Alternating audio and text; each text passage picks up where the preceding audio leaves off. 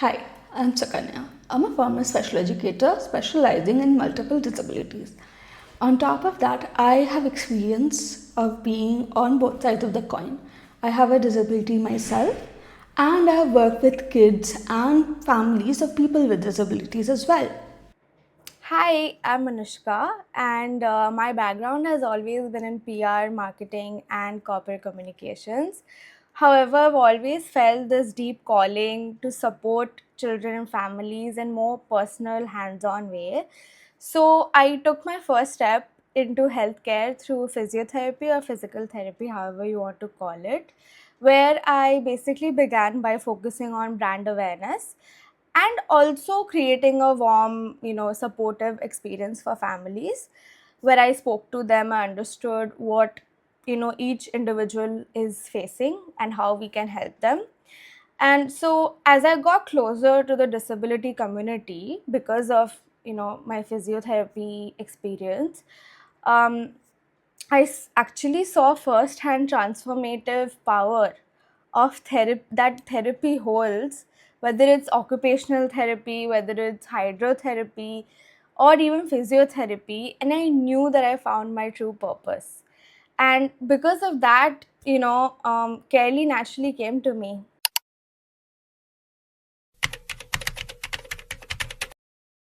I think the biggest challenge is finding the right therapist, and it's been an issue since I was a kid up until even now, where parents have to have a really hard time finding a good therapist or some other professional that can work with their child, uh, no matter their age, because you have to have someone in the know. So you have to know someone who already knows this therapist. You have to be in a certain network to be able to find the right therapist.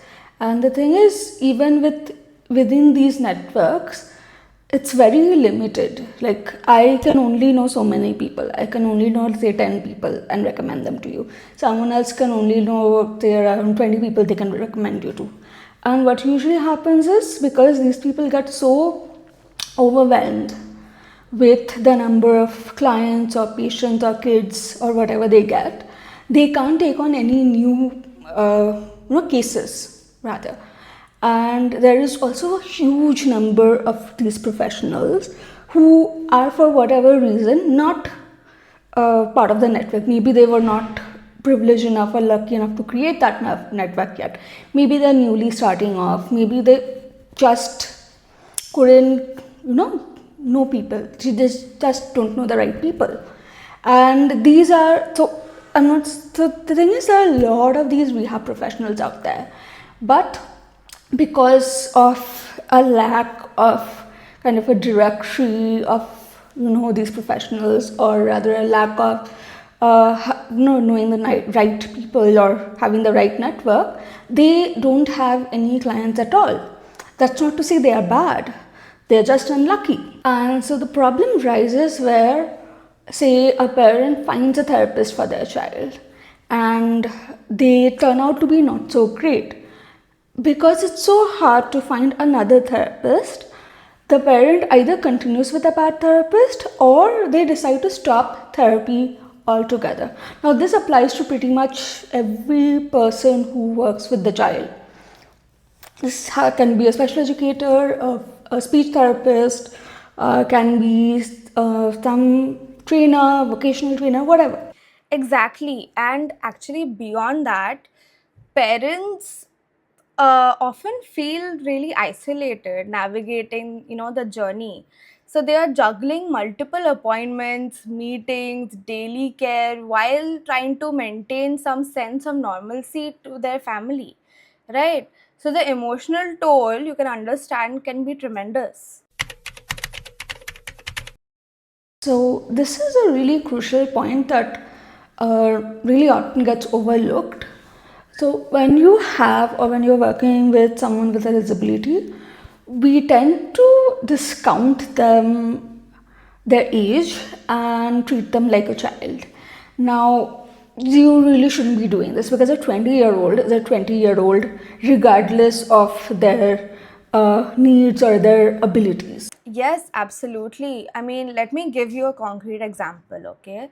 Let's say you have a 25-year-old who enjoys, let's say, animation, okay, or any other certain hobbies.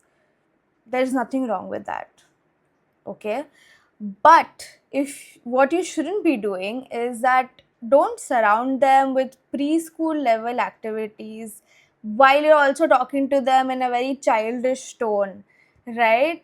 So just because they might process information things differently, that doesn't mean that we can go ahead and do something like that. Exactly. Think about it. Would you like to be invited to a preschooler's birthday party as one of their friends? No, right? So it's, or even if someone is speaking to you in a very patronizing way in public as if you were a child, you would hate that, right? So it's the same thing. It's about respect and dignity. Even if someone has developmental delays, they are still experiencing their life according to their chronological age, and they have age appropriate interests, desires, and needs for independence and respect as well.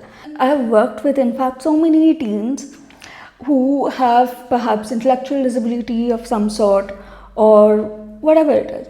And they have been socially some of the smartest people I know. They can hold their own in a conversation, and they're absolutely a delight to talk to.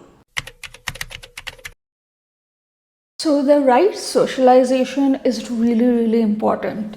Young adults with disabilities should have opportunities to react with peers of their age and engage in age appropriate activities and develop relationships that reflect their age. That might mean participating in adult social groups, it might mean having age appropriate entertainment choices, being involved in community activities with other peers of their own age, and having their privacy and personal boundaries respected. Yeah, and this extends to every aspect of their life, okay? So, from the way we communicate with them to the goals we set together, okay? So, for instance, if you are working on, let's say, life skills, okay?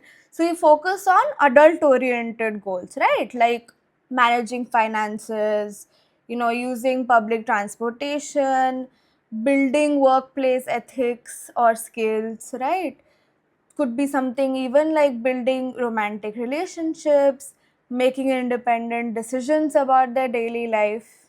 It's also important to note that treating someone age appropriately doesn't mean ignoring their assistance or support needs. You can respect someone's age and still provide the assistance they require. It's about finding the balance between support and dignity. So, a strong support network is really the foundation for success. When parents have access to knowledgeable professionals, right, and can connect with other families who understand their journey, it creates this incredible ecosystem of support. Okay, so for young adults, it means having multiple people in their corner who understand and celebrate them.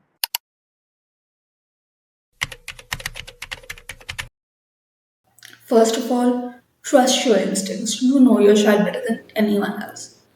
And when you're meeting with professionals, ask about their experience with your child's particular needs.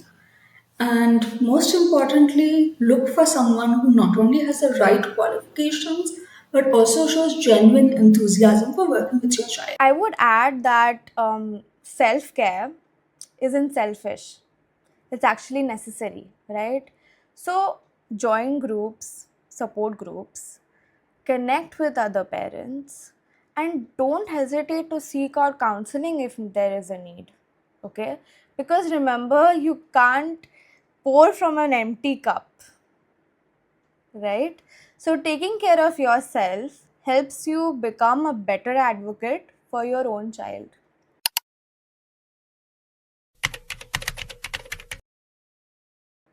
I wouldn't just say that it's important, it is also essential. So, progress isn't linear, right? There will be breakthroughs, there will be setbacks.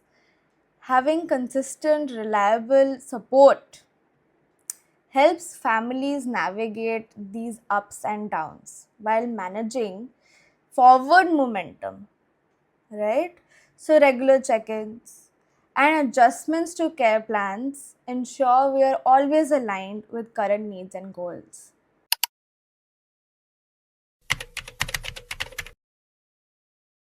Remember, you're not alone on this journey. Every step you take to support your child, even when progress feels slow, is still a step forward. It's okay to have difficult days. That's part of the journey. Yes, and know that there is always hope and help available. Focus on celebrating small victories and please do not hesitate to reach out for support. Alright? Your dedication to your child's well being is making a difference. Please do not forget that, even if it doesn't feel like it at times. We're always here to help you build a bright future together.